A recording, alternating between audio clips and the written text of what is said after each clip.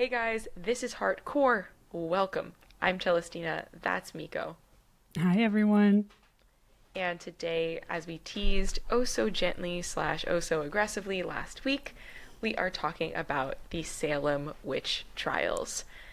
I'm excited about this. So the inspiration for this episode actually came from an episode of Morbid that I listened to back in October of last year. So shout out to Elena and Ash from Morbid. You guys crushed that episode. And we thought it'd be really cool to take the concept of looking at the planets and looking at the transits, but then also looking at the designs of what was happening in the world that day as well, slash throughout all of the Salem Witch Trials. So we are going to give you a bit of background, like the actual historical aspect of the Salem Witch Trials, because there are things about the trials that I didn't know either, and that surprised me. So I think that that's going to be a really good place to start, so we have the foundation and kind of a more succinct timeline. And then we're also going to look at the most significant dates throughout the process. And like the whole thing is referred to as trials, but truthfully only like a handful of trials actually occurred, right? But the whole process of all of this was referred to as the Salem Witch Trials. You guys ready for this? Let's take a deep dive back into the late 1600s. 7 years ago.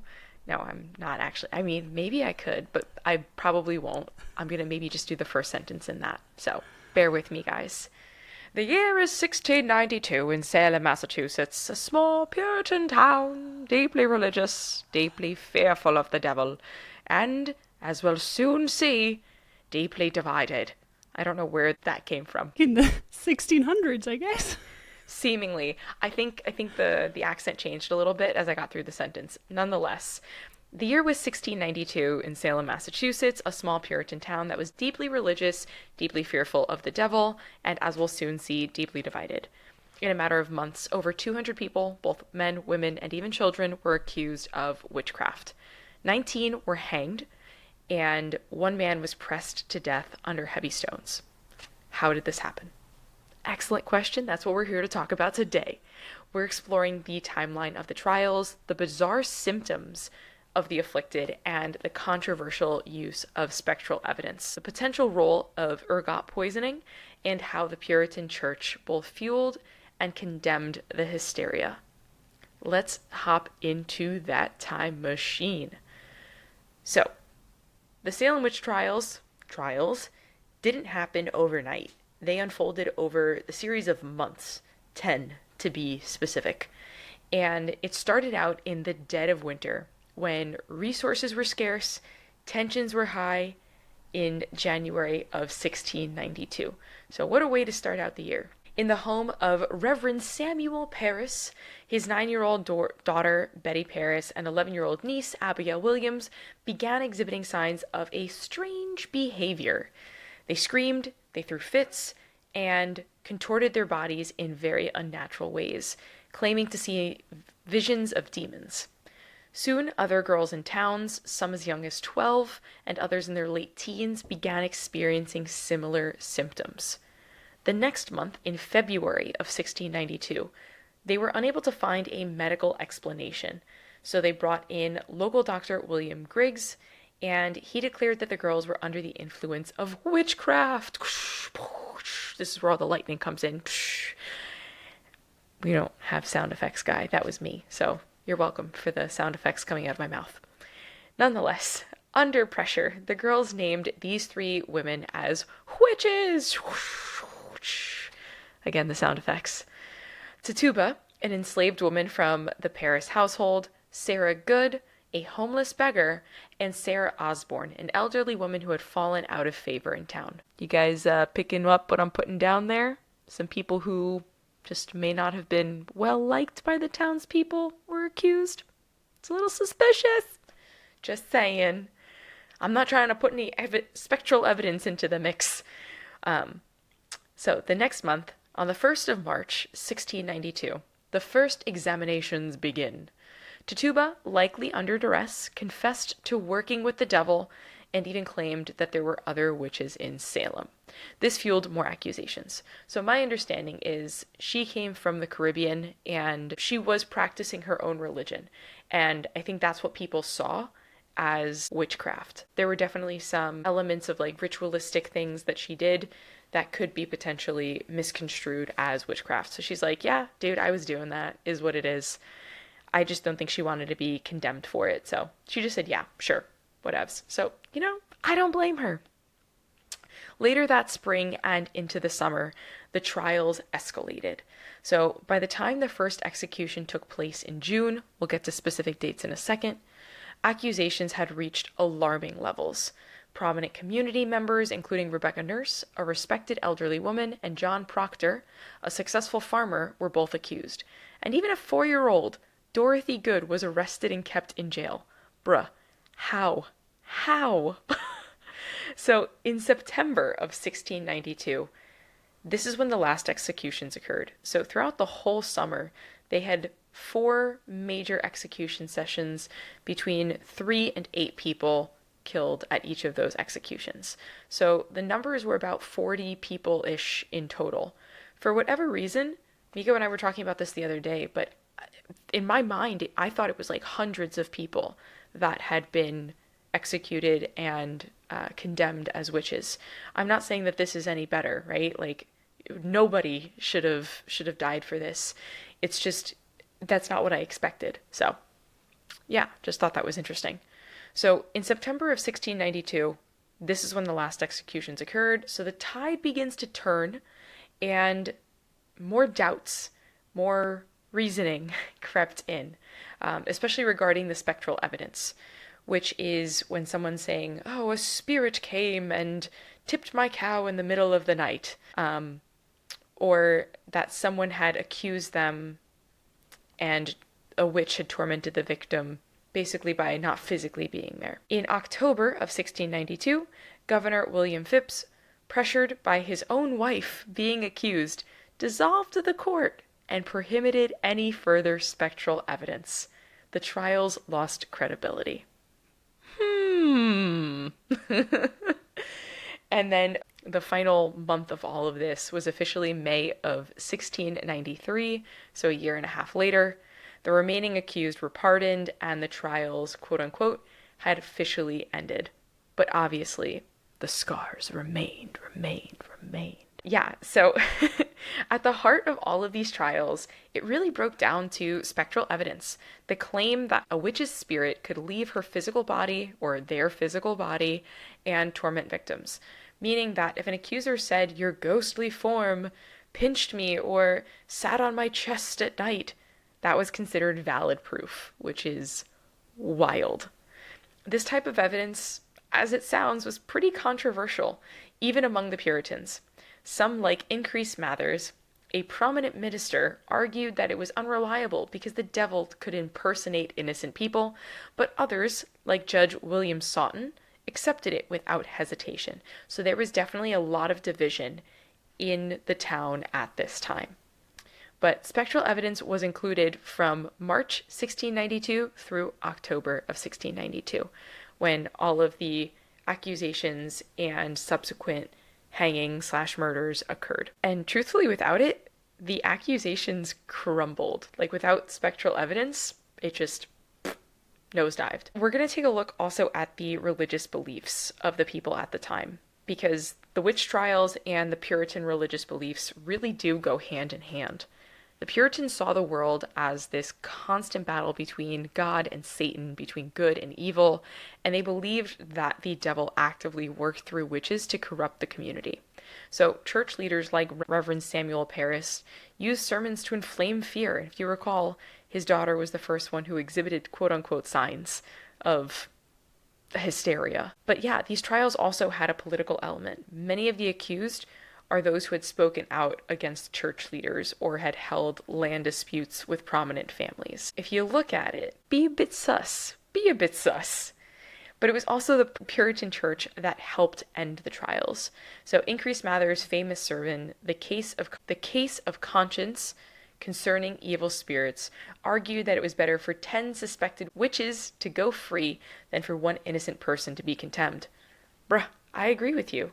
100% agree. And this was a radical shift in thinking that occurred. So by 1693, the church had distanced itself from the trials, but for many, the damage at this point was done. This theory of what could potentially have happened didn't come out till the 1970s. However, a toxic fungus called ergot could potentially have caused the Salem witch trial hysteria. So, ergot is a mold that grows on both wheat and rye, producing a hallucinogenic toxin similar to LSD. And symptoms of ergot poisoning include convulsions, hallucinations, strange skin sensations like insects crawling on you.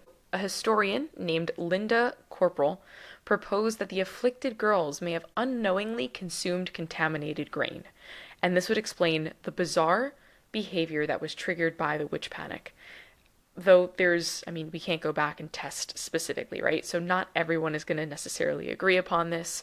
Critics argue that ergot poisoning would have affected more people, including both men and adults, rather than primarily young girls. But whether it was caused by hysteria, religion, or ergot, one thing is clear. Salem was the absolute perfect storm for this disaster to occur. So let's look at the ages and patterns, if there are any, within the accused. The accused ranged from 4 years old to an 81-year-old woman. But some patterns did emerge. Many were older, widowed, or had property, making them targets. Others, like Tituba, were marginalized figures with little power. And men were also accused, especially if they defended the accused or criticized the court. So, yes, it was primarily young girls and teenagers who, there was one chick, I don't recall her name, but she accused like 15 people of being witches, and she just happened to be like the it girl in town. So like, if you went against what she was saying, she's like, this boo-boo kitten's a witch. She literally ensued a witch hunt, like almost single-handedly. Anyway, but I think that also shows you that like, think about the hormones of a teenage girl, right? If she's seeing this happen, she probably took advantage of the situation to some extent. A lot of these accusations seem as though they took advantage of people who perhaps weren't well liked or had something to either gain in the community or potentially lose in the community. So the one name that comes out a decent amount throughout the trials is Anne Putnam Jr. She was born in 1679, and she was about 12 years old at the time of the Salem Witch Trials. She was the daughter of both Thomas and Anne Putnam Sr., a powerful and influential family in Salem, and they were deeply involved in filing formal complaints against many of the accused witches.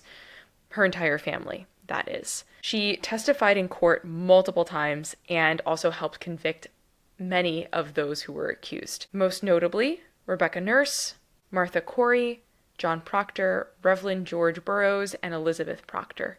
The motivations for this, like from a familial perspective, could have been family rivalries with long-standing land disputes that the Putnams had with others in the community, being religious zealots because they were devout Puritans, and their accusations aligned with their belief in the battle between good and evil, as well potentially as social pressures. As a young girl, Anne may have felt, or rather been influenced by older accusers like Abigail Williams and the hysteria surrounding all of this as well. We'll talk a little bit more about her and her thought process post witch trials as well, because again, she was 12 when all of this went down. But let's now look at some specific dates that are key events throughout the trials. Miko's going to bring up the human design of each of these dates. So we're going to look at the transits, we're going to look at the planets, and we're also kind of just going to suss out all of these dates as a whole. The first one being January 15th, 1692. This is about the time when Betty Paris and Abigail Williams started exhibiting those strange behaviors, the screaming, the convulsion, the throwing things, the claiming to see spectral figures. And this is when the first seeds of those witchcraft accusations were planted. Miko, take it away. Thank you very much for the introduction to the Salem Witch Trials. Yeah, there's a lot that I didn't know either. And as Celestina mentioned, it was for me as well. I expected it to be a lot more people. the way that it is being talked about. Nonetheless, it was still a really important and pivotal part in our history, because I also think that even though men were also accused, it was mainly women. And it was also, I think, a diminishment of our actual inner power that we have. And that was also a bit of a catapultation, like a bit of a deepening of this male influence. It kind of manifested it even more. Not that it wasn't there before, but it was just putting the men even further into power and to diminish the women's power even further. So to me, the Salem Witch Trials, they also really took away a lot of our inner strength and what we can actually do as women. So when we're looking at the transits, we can see that the Gate 61 is in the sun on that day, on the 15th of January, 1692. Gate 61 has a lot to do with mysticism and this inner knowing. So it's kind of like, again, this kind of inner power, this inner intuition, this inner knowing. And the interesting thing about Gate 61.4, line 4, is that it has a lot to do with the occult.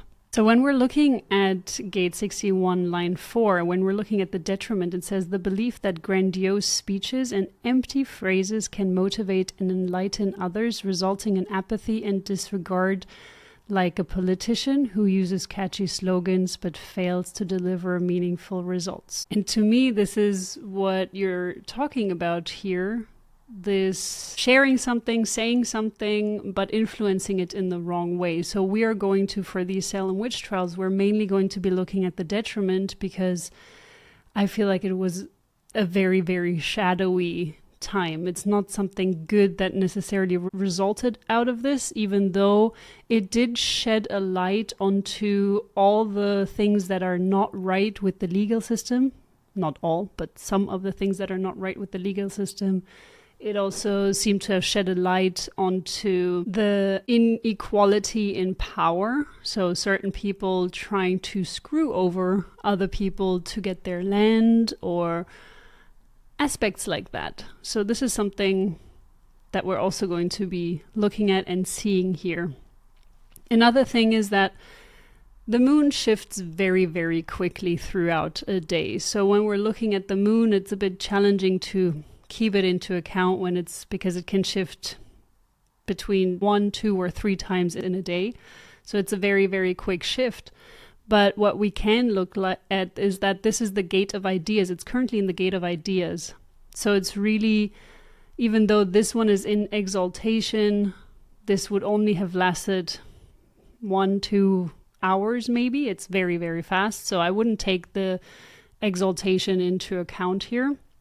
But it is the gate of ideas and bringing together ideas to form a story, essentially. So we can see here, okay, we have as well the gate 49 in the north node. So it's creating our environment. It's showing us what the environment is like. And gate 49 is known as, when you're looking at the channel of 1949, you have 19, the individual who would take care of the animals, and you would have 49, the slaughterer.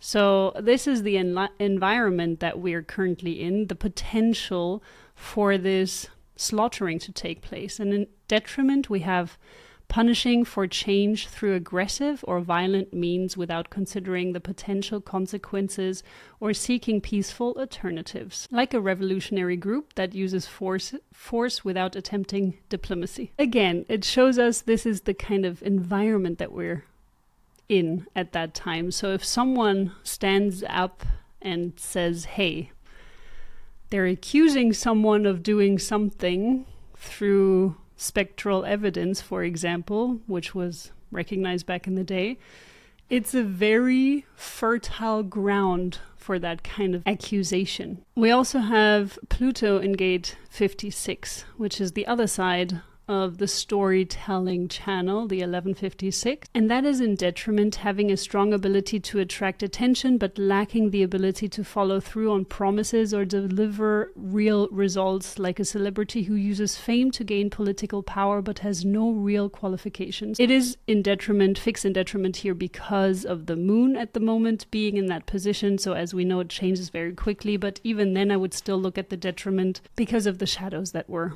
running through that time. But again, you can see here, someone is trying to attract attention.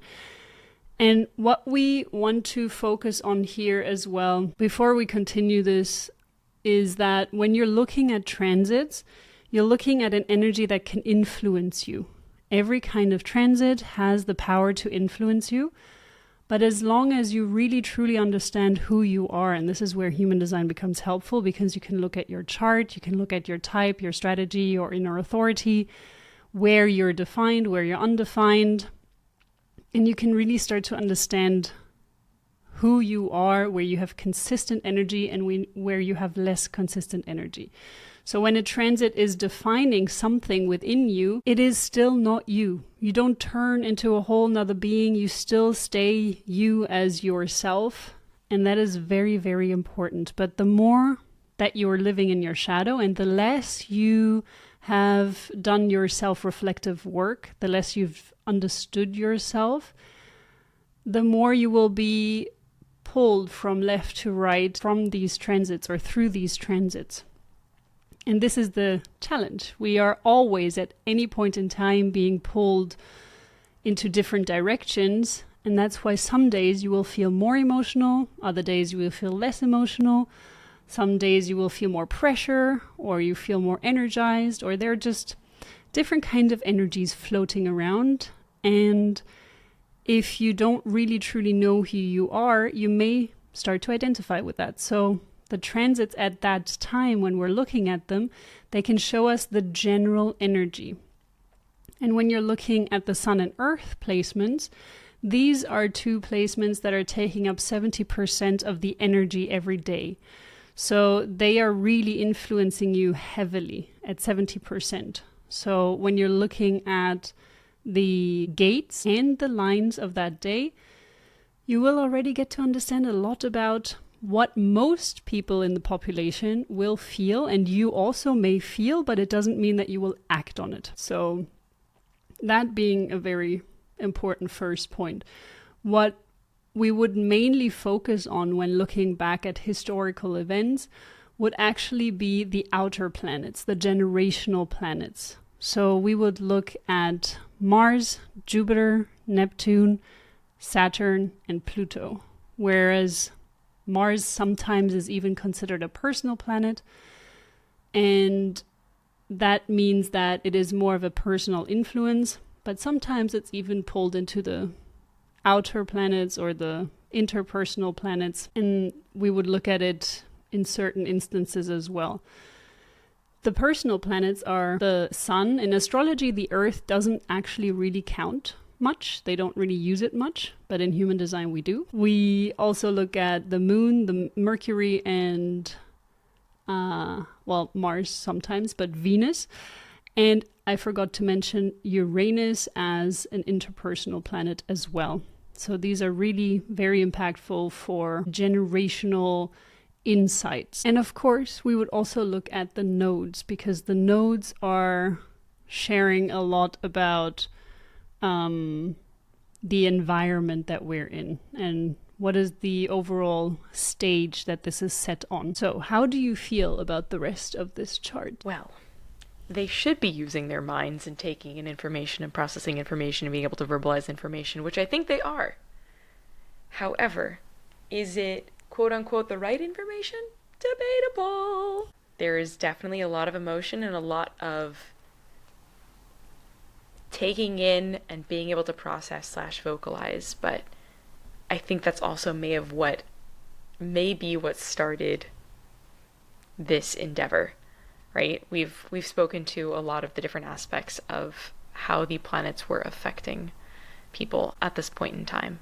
But yeah, it's the amount of openness I think is not what I expected. I'm interested to see how it changes as the year progresses. Yeah, and also what I liked about the morbid episode, for example, so I'm not that deeply into astrology, but it aligns so well with human design. And human design, to me, just gives a bit of a more of a nuance, because you also have the consideration of the gate. So it kind of breaks down an astrological sign into 5.5 approximately gates. So if you would talk about Mars in Gemini in this case, you would get one aspect, but in this case we can break it down to Mars in the 35th gate. And that is really this push as well towards experiencing new things. So we can look at it when we're clicking on it at the detriment, feeling worthless and defeated when rejected and reacting in a self-destructive manner. It gives a lot of insight, a lot of indications as well. That gives another nuance. However, you also have trine and sextile and conjunct, etc. in astrology, which of course also gives yet another element to it. And they also talk about this in Morbid, that certain aspects just become very, very strong, which we will see because there's so many planets that are gathering in one star sign. And we will get to that. So I think this is also an important part to keep in mind, that even though some of the planets may be in a gate that seem relatively positive, if there is such an accumulation of planets in conjunction to one another, it overrides it in a lot of ways, depending, for example, if the sun is in conjunction with many different planets, it will shed a lot of light onto those planets and far less light onto a planet that may be somewhere else in the human design or astrological mandala. So let's take a look at the first trial. So this was on the 1st of March. So we looked at the 15th of January just now, which was the first day of these where the women or the girls were claiming spectral things happened to them. And now we're looking at the actual first trial. So here we see a mental projector. 63.4 is defined, but it's defined in a different way. So just taking a very short sneak peek back, we can see that the north node moved. The south node is still in gate 4. But now we have the sun in gate 63 on that day. So it is connecting with the south node. And we have the earth in gate 64. And we have a line 1 day. So a line 1 day is a day where people should take more time to build their foundation. So it's not really an action-oriented day. That's more of a higher upper trigram kind of situation where you start to take action. That's line 4, 5, and 6, but it's not really line 1, 2, or 3. Line 2 days can be an action-oriented day if you're called out to step into action. But unless you're not called out to step into action, you should still remain in hermiting mode. What you also see here, when we're looking at the overview, if you're watching, you will notice that maybe the type says manifesting generator, manifester, things like that. But this is when you're considering as well the design aspect of it. So you would have a manifesting generator in this case, but because we don't really look at the 3 months before an event, we're just looking at the personality, the here and now situation, we're going to just look at the placement of the planets for that day. I just wanted to explain that in case you were wondering why I suddenly mention this person or this event is a mental projection. So what do you see here? Would you like to share? The groundedness of the root is out of the equation, and there's far less emotion in what they're experiencing. It's just based in the head. And they, at this point, right, they must think that they're doing the right thing. They're taking in all of this outside evidence and processing it. So they must have felt that this was the right thing at that time, which is just so interesting Because looking back, right, like you're just like, bro, what were you thinking? But being defined in this way, in addition to what they were feeling internally with their own designs and how this just amplified that maybe, is just very interesting to me. Without having that connection to their throat, though, they weren't really able to express at this point. It was just think, process, without necessarily being able to express. So the transition in that 2 months period of them being like, okay, we've expressed all of it, now we must listen to others. And really, actually, this is the start of it, right? Because then they were able to amplify other people's voices even more. So having an undefined throat, taking this to trial actually makes more sense, and giving people their own space to either defend themselves or say that they're guilty in this instance is very interesting. Yeah, and we have gate 63 in line 1, which gate 63 is about doubts. So there's a lot of doubt floating around. And without building a solid foundation, this doubt is just going to increase. So it's just wreaking havoc. And when we're looking at Mars in energy is about immaturity and also energy dynamics, and we see pushing for leadership or respect even if one does not have the necessary skills or experience.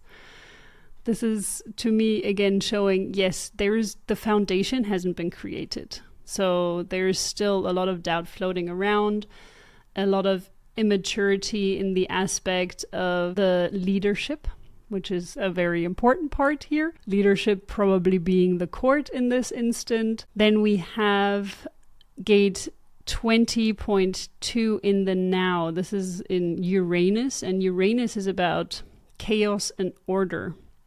It's also about unusualness when you're looking at a personal chart, but in this case it's more about what is creating chaos and order, and the detriment, a narrow and rigid mindset that ignores or dismisses information or perspectives that do not fit with one's own beliefs or views. So this is a very I need to take action right now kind of situation, and in that direction, not a good idea. So then we also have Neptune, which is the veil that is covering things. And in this case, Neptune is in 22.1. The feeling of shame or embarrassment that comes from trying to assert oneself or claim more than what is deserved. And the veil is on top of the ability to gracefully accept one's status and take on a submissive role when appropriate. So this is not being expressed. This is where the veil is just covering that aspect. And there's no grace in all of this. So that is completely covered. No one can see or express grace in this instant. So it's really interesting to see this combination of planets that are currently defining the situation, and Pluto being all about transformation and really wanting to bring out the truth, but it's not connected to the throat in this case. So we don't have the ability to actually express gate 56 as well. So the detriment of this is the compulsion to make a mark regardless of the depth or significance of one's ideas, like a social media influencer who promotes superficial trends for the sake of gaining followers. And this is what is happening here. It's really about this just promoting something just for the sake of gaining attention. So then we have on the 16th of May, 1692, Sir Phipps, I forget his first name, but Phipps is being elected into office, correct? Governor William Phipps. Governor William Phipps. And this is a 8.3 line day. So this is the world bumping into you when it comes to the third line. And a 14.3 line day in the Earth. So the sun is in gate 8 and the Earth is in gate 14. The gate 8 is really about promotion, like being able to promote oneself or promote something. But in the shadow aspects, in line 3, it's the manipulation of others through false acts of kindness or generosity in order to gain advantage or appear more talented than one truly is. The line itself is also called the phony, which I found very funny. I mean, apparently, I don't really know much about him, but apparently this was a godsend for these trials. Is that correct? Like, was he really that good, or was he just a phony? That's my question. He's the one who put together the people who were like on the court to determine if people were innocent or guilty. So, seemingly, by their standards, godsend at this point. Sketchy though. When I heard that in the Morbid episode, I was like, why? Why is he a godsend? I didn't really understand that, but I would love to see his chart. I have no idea when he was born or what his chart is like, but because that also always plays a role in the transits, because when you're putting your chart with the transit chart, it shows you how you personally would be impacted by the transits. This, what we're looking at right now, is a general energy that was floating around, and some people are going to pick it up more than others because of certain connections that are created, especially if you have a hanging gate on the other side of an active gate in the transit. This is going to impact you even more. So what we also have is the 952 that is defined. So the 9 is in Saturn, 9.4. And that is the impatient pursuit of immediate results, leading to hasty and reckless decision making. Normally, this gate is about focus, whereas the other gate on the other side is about being able to be still. And in this combination, it actually has a very beautiful and powerful energy to it because it's a formatting channel. So it has a lot of power and it can format everything in the chart. So especially when you're looking at a human design chart and you see someone with formatting channels, this person, the formatting channel is going to impact the rest of their chart as well. But it's also going to heavily impact the people around them. So it's very, very important if you do have a formatting channel to really be in your inner balance, because otherwise you're going to wreak havoc on everyone around you as well. And the way that you do it for this specific channel is to really find what it is you want to focus on, but it should be something with a pure intention. So you should focus on something that is going to be for the greater good of the population and at least not anything bad.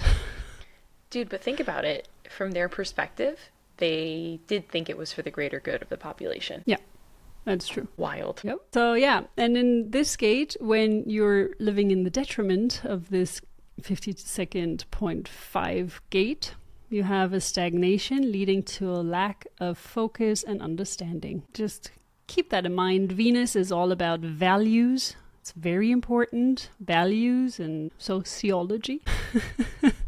But it's just a very important aspect when it comes to what are my values when you're looking at your own chart, but also what are the values that are currently being experienced during that time. So when you're looking at the current energies for that time, for that day, for those weeks, that is one set of energies. But then you can also look at the overall energy that was floating around, which is something that we covered in an earlier episode. So do check it out, where we were talking about the human design predictions for this year, where we were talking about the locks and keys of the cycles that are happening. And back then they were already in the cross of planning energy. So the cross of planning is going to have an overall layer on top of everything else that is happening for the day, for the month, for the year, because the cross of planning spanned for approximately 400 years, even more. And understanding that and going through the different lines for that era as well would be another way you can look at it, and another way that you can see why, for example, these witch trials happen during exactly this time.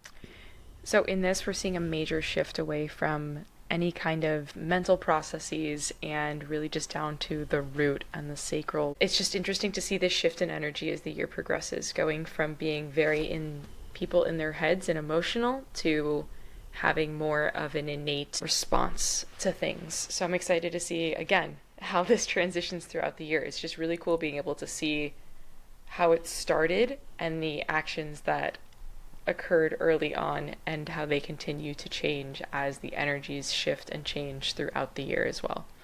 So that's my side commentary for March 1st. Nope, May 16th. We are now moving to court-allowed executions. I find that really insane how things and humans can retrograde in such ways where you disallow one thing that is much better when it's not there for people. I mean, okay, some people will disagree with me that executions should be legal. Other people don't agree with it.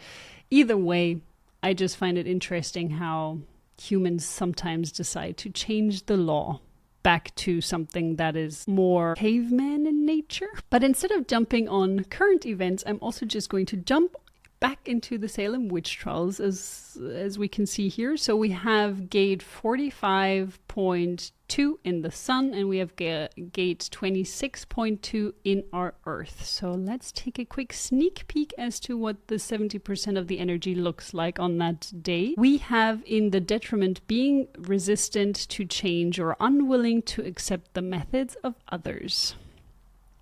Like an employee who refuses to use a new software because they preferred the old way of doing things. I like that. It sounds like, yeah, cavemen, there it is.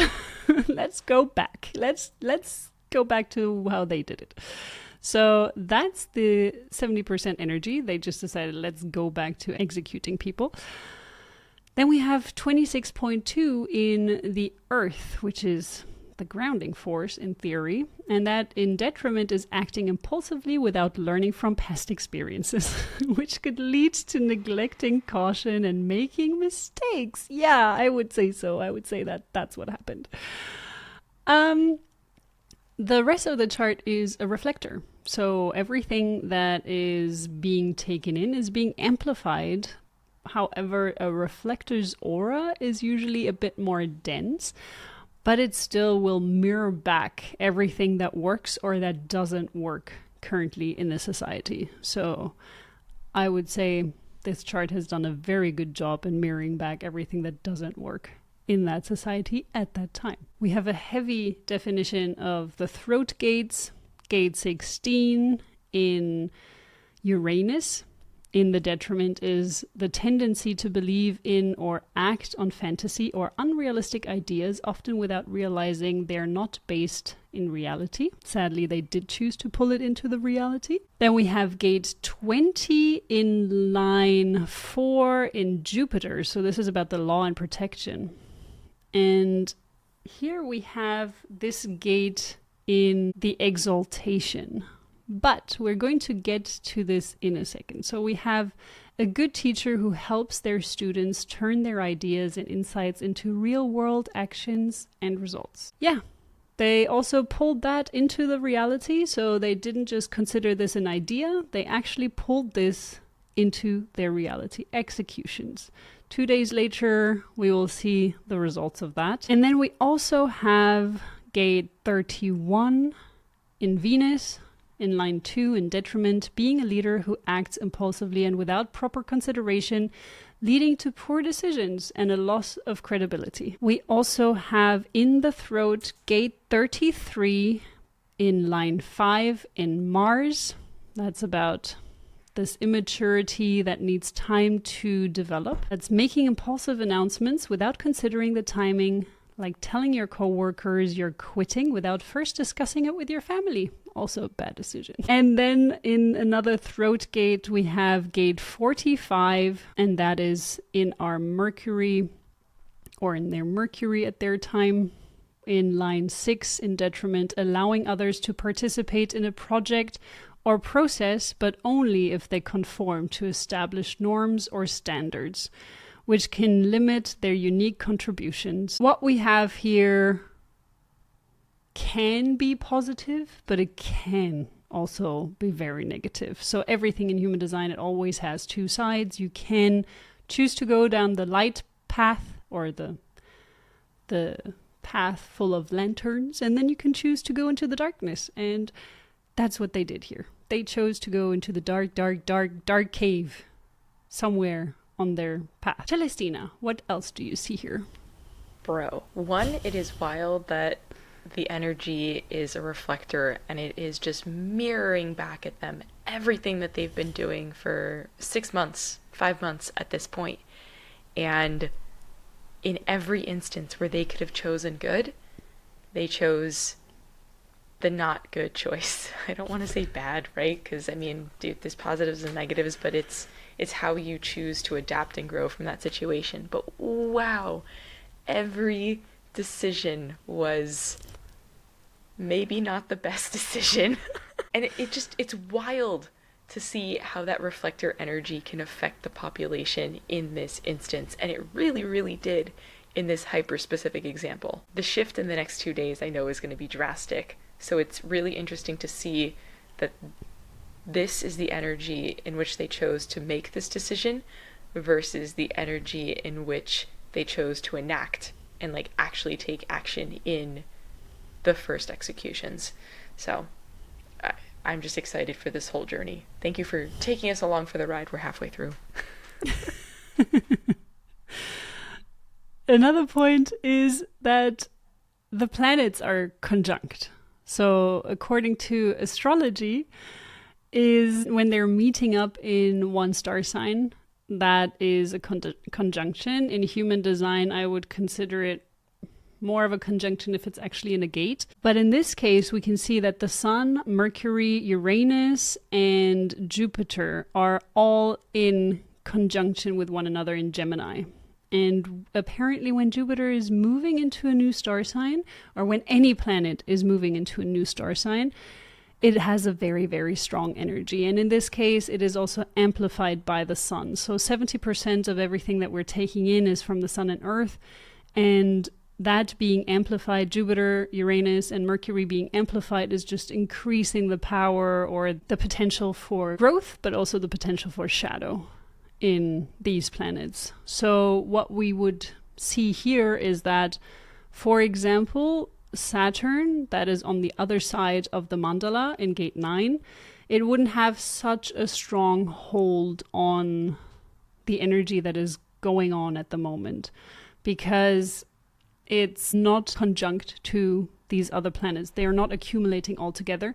However, it is on the other side, on the exact other side of Uranus, for example. So it does have a connection to these planets as well, but it's not as strong. So if we're looking at a Neptune, for example, which is anyways a veiled planet, it is hiding certain aspects. We're looking at it in Pisces, which is also a very fluid sign, a very, not veiled, but kind of hidden, or a fish that slips out of your hands. It's in gate 22nd. So again, this would be a gate that is not as potent or as strong when you're looking at this entire chart. And we can see that. We've talked about gate 22 before. It's the gate of grace.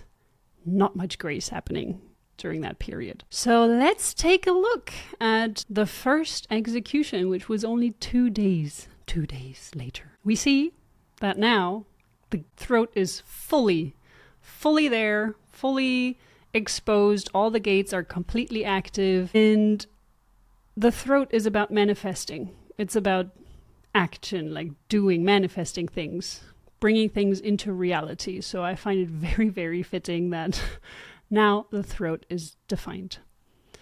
With, on top of that, with gate 7 in Mars, which is about the army, the role of the self, authoritarian as well. So in this case, it's the ability to inspire and guide others through your actions and leadership, setting a positive example for them to follow.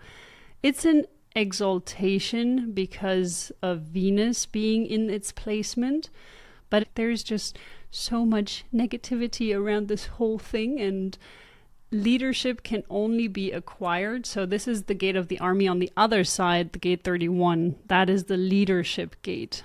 So it can only be acquired when it's appointed to you. It's not something that you take hold and claim for yourself. You can't, well, some people have, like Napoleon, for example. He claimed he was just the king, but it doesn't work like that, okay? Just a very limited amount of time, as you can see. Would you like to add something? Not very much change, but significant change, I think, happened in that 2-day span. To go from reflecting back at what society was thinking to actually manifesting it and taking action. It's wild what can happen in that 2-day span when you have so many people riled up about the same thing. With the rest of the executions, we're not going to look at those dates specifically because that just sucks.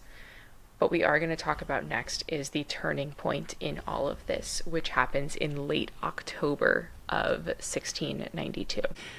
What do you see? Wow. There is a lot of shift in this. This emotional channel, I know it because it exists in my family, is a very intense emotional channel. So I feel like this decision did not come lightly. And if you guys recall, I mentioned that the only reason Governor William Phipps decided to omit spectral evidence and basically call this off is because his wife was being accused. So he must have been deeply affected by this energy to have been like, you know what? It's fine, guys. I think we should throw all of this out the window, which is very interesting. So I'm excited to see what the gates say specifically, because there definitely has been a major shift in energy. Yeah, and especially this being an individual channel. So it's really about him. It's about what he wants, what he needs. So yeah, we kind of forgot to mention, I think, that this was the day that spectral evidence was, what is it called? Taken off? It was omitted, yeah. And they were no longer allowed to use it. Stopped. So yeah. Yeah. And gate 1222 or channel 1222, it's really about speaking when you feel you want to speak. Also, it's also about eating when you feel like you want to eat. It's really, really important. If you have that channel, be mindful when you eat, be mindful when you speak. Just only do it when you feel called to do these things. But be mindful when you connect with other people. Really only follow whenever you feel in the mood to do these things. So we have this, well, gate 12 is in the moon, which, as we know, fluctuates very quickly. So I'm sure it's not there all day. But we have it in detriment, the tendency to accept and conform to social norms and expectations, even if it means sacrificing one's own creativity and individuality. And then we also have gate 22, which is veiled by Neptune still, which is just because of the moon, it's in exaltation, but we looked at the detriment already for this aspect for Neptune. So great of grace, the grace is just suffocated in this case. This is also the first time that there has been any action happening in the spleen the entire year. Prior to this, there have been no gates active in the spleen. So I find that that's interesting as well, that there's a bit more activity for just kind of sussing out what's happening around them and having a bit more intuition for that. Yeah, absolutely. Gate 57.6. Well, in the exaltation, the knack of turning a negative into a positive, even when gut feelings aren't reliable.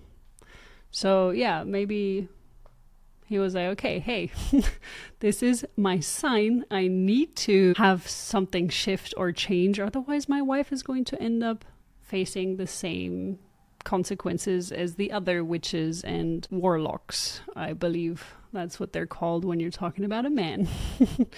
I've played way too much Destiny. So yeah, we also have gate 28.6 in the sun. So 28 is the game player.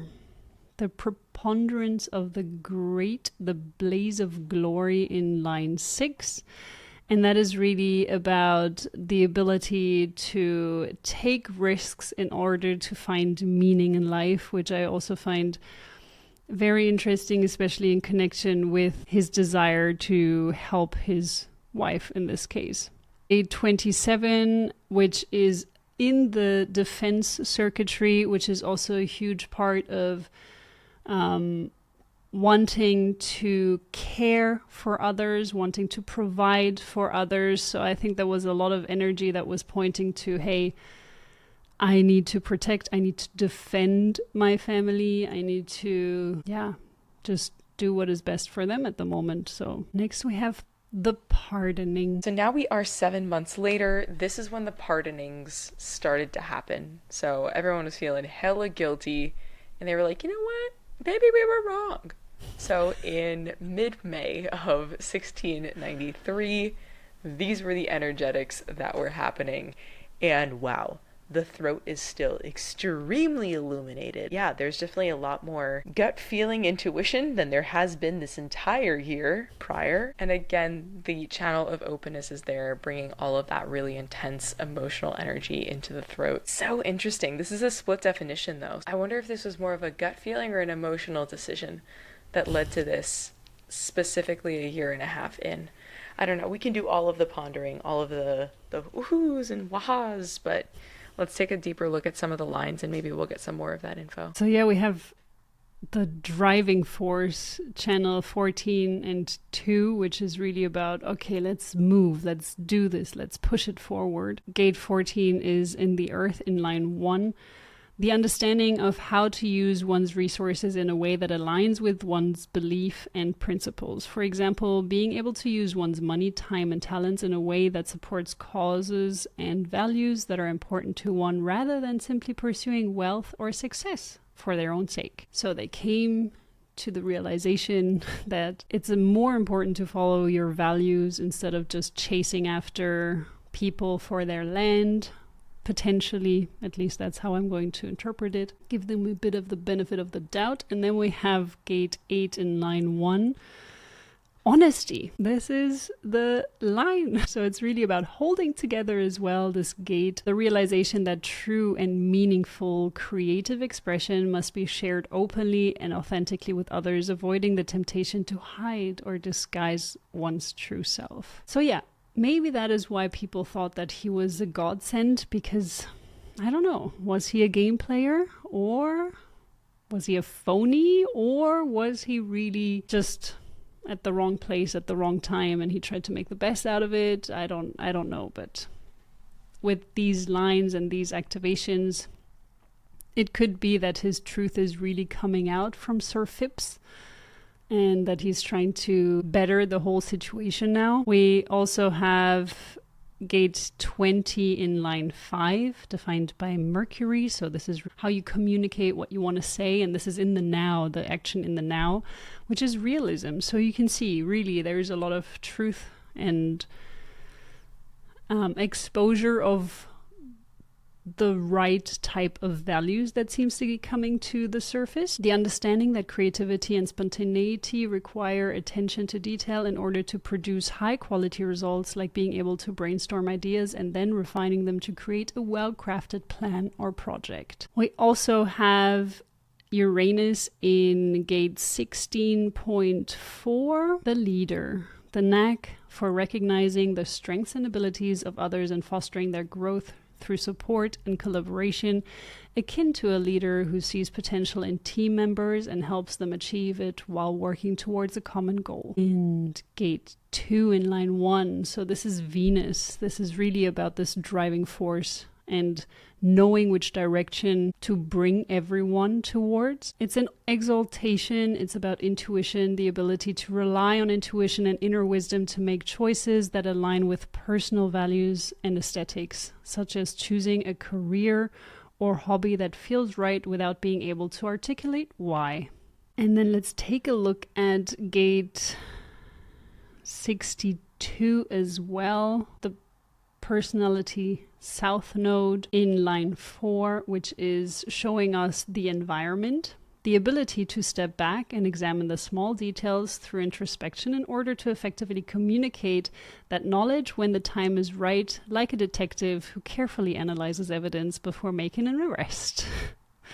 This is one part of the environment. The other part of the environment is 61 line 4, the dedication of self-discovery and personal growth through introspection and spiritual practices, like a spiritual seeker who engages in meditation and self-reflection. I wonder, I wonder if they did that, if they just sat there, meditated for a bit, and figured out that pardoning everyone was the best thing to do. I assume it would be whatever the Puritan equivalent of prayer and chastation is. But yeah, same. So one last thing to take a look at is the exaltation of channel 1222 in line 3. The ability to recognize and overcome one's own shortcomings and to let go of ego and pride. For example, a person who regularly reflects on their actions and admits when they are wrong. Fantastic. Amazing. Law and protection, Jupiter. Well done for stepping there into that gate, giving them that bit of a push into the right direction. Neptune is still the veiling energy, grace, still kind of undercover, but it is in line 6. So line 6 means it's ready to step into the next phase. It's kind of already having one foot onto the other side. And in exaltation is the mastery of language and communication, allowing one to convey their ideas effectively and command respect from others, like a leader who can articulate their vision with confidence and authority. That's the energy and the lines of that day. Wild. You can't make this up though, right? Like, nope. Guys, we did the historical research. You can't make this stuff up. This is legit. This is insane though. Wow. There's one more day to look at. If you guys recall from the beginning when I was talking about Homegirl Boo Boo Kitten and Putnam Jr., the 12-year-old who was all like, she's guilty, she's guilty, she's guilty, he's guilty, she's guilty. Anyway, 14 years after her initial accusation, she publicly apologized for her role in the Salem Witch Trials. In a formal church statement, she admitted that she had been deceived by the devil and wrongly accused innocent people. Can we just take that in for a moment, please? Boo Boo Kitten. Anyway, she specifically apologized for her accusations against Rebecca Nurse and her family. So, basically, she's probably one of the most controversial figures of the Salem Witch Trials, and her testimonies helped send innocent people to their deaths. But her rare public apology did occur on 25th of August, 1706. Thank you. So for that day, let's take a look at the sun energy, 59.2. Shyness, actually, which is also an interesting one. I mean, I don't think she was very bold about this apology, because apparently she made this because she wanted to be able to enter a church. She wanted to be part of some kind of a church, and she kind of had to confess. I mean, I don't even want to really blame her that much, honestly, because when you're 12, you make some stupid decisions. I mean, I have made some stupid decisions. I'm a 6 line, so yeah, not every 6 line. There are also some, like Celestina, who have little angel wings and a halo from the get-go. Bro, I'm not saying that, but also just different, you know? No, but I think it's just normal to make mistakes when you're 12, and I really don't think that she thought that this is what is going to happen, that it would escalate to that point. Probably just making some silly little announcement, and then suddenly all hell broke loose. So yeah, I can imagine this having also been really hard for her. So I'm glad that at some point she confessed to it. She, in this line, has the tendency to avoid close relationships and keep to oneself to avoid the potential discomfort and vulnerability that comes with intimacy, like an introverted person who prefers to keep to themselves. This is the energy of the day, the 70% that she would have picked up. And because this is something that I think she was more pushed to, she was called out to do this. This is a second line day. And a second line day, you have to be called out. Otherwise, you want to hermit, you want to stay for yourself. But because the church was like, okay, you have to confess, otherwise we're not going to take you as being part of our church. That's why she did it. Then we have gate 55 in the second line, is about the spirit. And on the other side of that channel, you have the 39th gate. 39 is about provoking people. It's about knowing who, or just generally provoking them. Sometimes you don't even have to open your mouth. You just are close to these people and you will provoke a reaction out of them. And everyone that is going to be provoked by you, whether you speak to them or you just stand in their vicinity, they're not for you. That's just how simple it is. And the reason why you provoke people is actually to help them step to the next level. Gate 55 is about being able to connect with spirit. It's about having this expansion and this higher connection. So that is why the provocation comes in. So this was the theme of the day, wanting to connect more with spirit and kind of being pushed into this admission. Gate 46 is also one that is interesting to look at because this is how we communicate, how we think, what we say. And that is in 46 line 1, which is about it's the gate that is coming out of the G center, out of this G center towards the sacral, which is about understanding that the body is the temple, but it's also about in the exaltation of this line, the pursuit of creative endeavors for its own sake, which can lead to recognition and success, like an artist who creates work that resonates with the audience. So I feel like the energy of that day really was somewhat selfish, wanting to achieve something for yourself, but at the same time doing it because she wanted to connect with a higher power, or in this case with the church. That's the motivation that I can see in this chart overall. The 36.1 in the moon, I would also say that this is relevant. The moon is about your driving force. What is it that is driving you? And here it's the ability to remain composed and persistent in the face of adversity and opposition. For example, a civil rights activist who remains determined and resolute in the face of discrimination and violence. I'm glad that she had that on her side because I'm sure she faced a lot of discrimination, potentially even violence. So this gave her the strength through Mars being in the position that it's in gate 8.2, to be able to express herself. Gate 8 is also about this PR kind of energy, being able to share, being able to promote. Yeah, again, I wonder what her chart looks like and how it tied into the transit, because that does make a difference. This was just as cool as I thought it'd be. Looking at the history of the witch trials through the lens of the transits / design / energy of the days that things happened. Let us know if you guys like this and you're nerdy like us and this was just totally your vibe. Because this was really cool to explore that. Because, dude, I mean, you can look at history and be like, oh, what were they thinking? But then you overlay human design over it, you're like, bro, it wasn't just what they were thinking, it's what the whole world was experiencing that day. Yeah, and that kind of brings our point back to, please get to know yourself well enough to understand what are the transits and what is your innate energy, and bring balance into yourself so that you follow the light instead of the shadow. So yeah. Well, guys, on that note, thank you for joining us on this journey, and see you next week. Bye, everyone.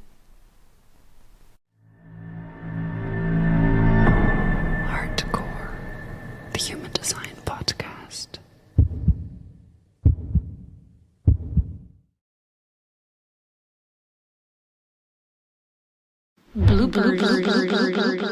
Hey guys, welcome back to HeartCore. I'm Chell, that's Miko. Hi, everyone. And like I said already, this is HeartCore. We are so far almost a third, a fifth of the way, a fifth, a sixth of the. Oh, Jesus Christ! Let's try all of that again, Celestina. Maths. Maths. Let's not do that. Again, a major shift in energies. Wow, to an emotional projector with a lot of connection. What are the statements there? I think, I know, I contribute. This is all coming out of the throat. What? I think, and I know I was wrong. How can I contribute to making history better? Wow. Yeah, there's been a lot of energetic shifts. So this is 7 months later. We're in May of 1693 now, and there have been many an energetic shift. Wait. Oh my god. Oh my god, it's the wrong date. No, it's not. May? No, it is. Yeah, but No. 1963. Ah! Oh god. I was like, wow, Pluto moves real far. Oh my god. Hilarious. Good. It's gonna be okay. Oh, still a lot of energetic shift. Wow. So interesting. Oh, wow. All right, let's mark But that still clip. so much energy in the throat. It's insane. That's why people were just speaking whatever the fuck they wanted.